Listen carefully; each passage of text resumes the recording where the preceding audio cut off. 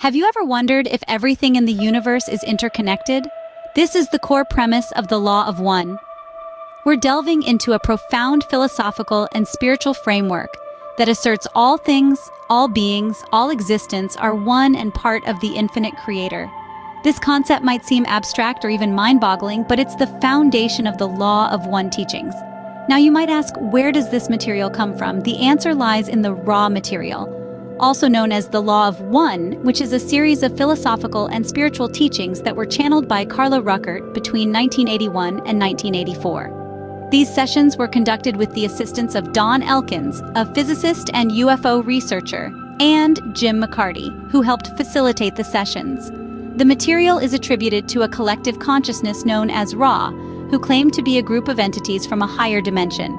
If you have ever listened to Esther Hicks, she channels a collective consciousness which she calls Abraham. The raw material is a rich source of metaphysical wisdom, offering a unique perspective on life, the universe, and our place within it. If these ideas stir something in you, if you're intrigued by the potential depths of understanding they promise, remember to subscribe, like, and share my content for inspiring and intriguing video content. You won't want to miss any future discussions on these thought-provoking topics, so don't forget to ring the bell for notifications of new videos. The Law of One describes a universe of progress and evolution, where souls journey through different levels of consciousness, known as densities. Each density represents a unique stage of spiritual evolution, a stepping stone along the path to the infinite creator. Let's start at the very beginning. The first density is that of elemental consciousness, where basic life forms and even elements like fire and water exist in a state of pure being. It's the foundation, the primal building block from which all else springs. From here we move to the second density, the realm of biological life, where plants and animals reside. This is where consciousness begins to experience growth, reproduction, and adaptation, the first stirrings of awareness. The third density is where we, as humans, find ourselves, a place of self-awareness and choice. It's a density of learning and spiritual growth, where we grapple with the complexities of love, light, and the pursuit of wisdom. The fourth density is one of love or understanding. Here, souls learn to live in harmony, balancing love and wisdom. It's a realm of deep compassion and unity, where the illusion of separation begins to fall away. The fifth density is one of wisdom or light. Here the soul learns the lessons of universal love and wisdom, balancing these two aspects of itself. The sixth density is that of unity, where love and wisdom are fully integrated. Souls in this density work to heal any remaining imbalances and prepare for the final step in their journey. This brings us to the seventh density, the gateway to joining with the infinite creator. It's a state of timeless existence, of complete oneness with all that is, was, and ever will be. Along this journey, souls experience what is known as harvest, a graduation of sorts to higher densities. It's a time of reckoning, where the soul's progress is evaluated, and they move forward to the next stage of their spiritual evolution. It's a fascinating journey, isn't it? But where does free will fit into all of this? In the Law of One, free will is paramount. It's what allows us to choose our path. With this in mind, let's delve into the concept of polarity. Just as a magnet has two poles, north and south, we too can choose our spiritual polarity. We can choose the path of service to others, often referred to as positive polarity. This is a path of compassion, empathy, and understanding, where we strive to uplift those around us, to spread love and light in the world. On the other hand, there is the path of service to self, or negative polarity. This isn't inherently evil or bad as some might assume. It's a path where one's focus is primarily on personal growth and power. This path also leads to spiritual evolution, but via a different route. One might wonder, why would anyone choose the service to self path? Well, it's crucial to remember that the Law of One respects free will. Each soul is free to choose its path based on its unique perspective and experiences. Some souls may find that they learn and grow more through challenges and self-reliance, and thus they may choose the service to self path. That said, neither path is easy. Both require dedication, intention, and the will to learn and grow.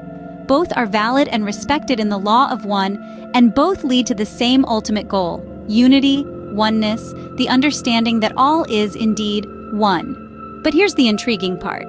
Some souls, having reached higher densities or levels of consciousness, choose to return to lower densities. They do this not out of a sense of duty or obligation, but out of pure, unconditional love. They are the wanderers, the advanced souls who choose to incarnate in lower densities to assist in the spiritual evolution of others. Could you be one of those souls who have come back to help others through the shift that is occurring? It's an intriguing thought, isn't it? There are ways to find out. I'll link my video on starseeds at the end. These advanced souls are known as wanderers in the Law of One. Their role, you ask? It's a mission of altruism, love, and service to others. The wanderers, hailing from higher densities, choose to incarnate in lower densities with a noble cause. They voluntarily dive into the denser vibrations of our world, bearing the light of higher consciousness, with the hope of assisting others in their spiritual evolution. Now you might wonder, why would advanced souls choose to descend into lower densities? It's like a butterfly choosing to become a caterpillar again.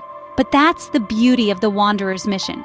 Their love and desire to serve are so profound that they willingly accept the challenges of a denser existence to aid the spiritual growth of others. But this journey isn't a walk in the park. The wanderers face a significant challenge upon arrival in lower densities, the veil of forgetfulness. They forget their true identity, their mission, and the wisdom they carry within them. It's a bit like an undercover agent who forgets they're an agent at all.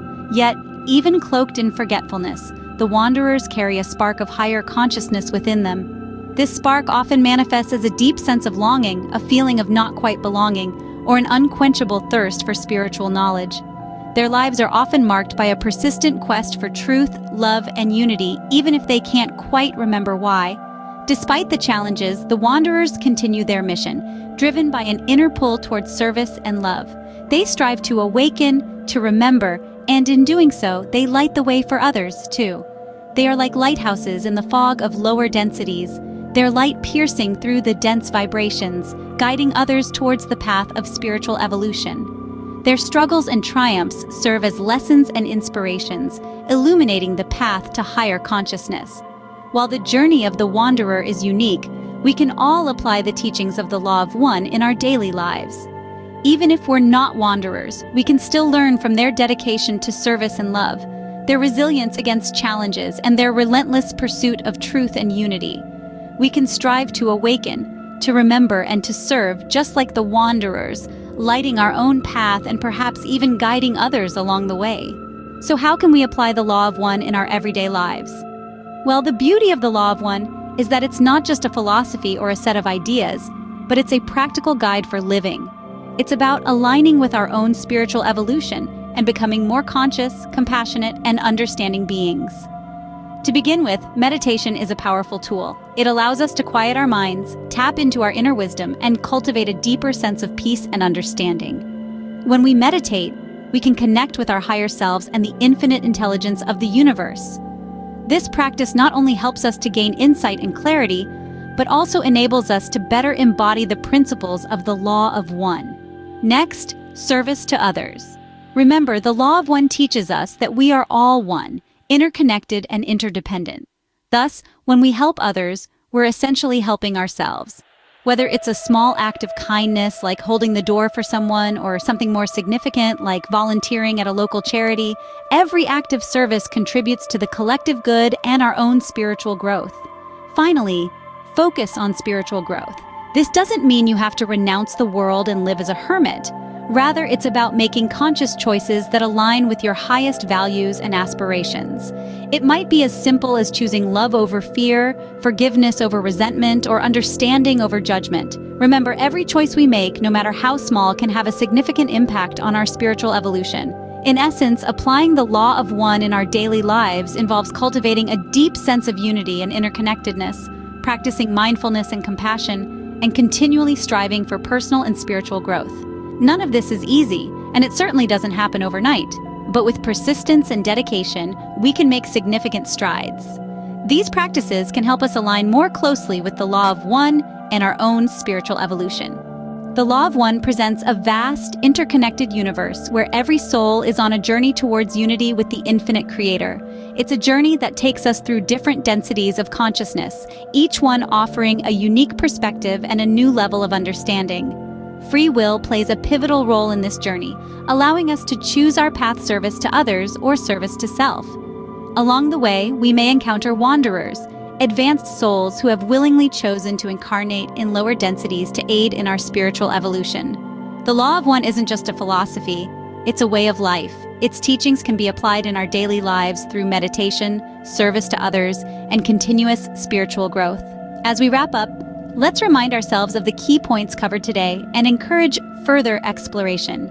We invite you to explore the Law of One further and reflect on its teachings. Perhaps you'll find that it resonates with your own understanding of the universe.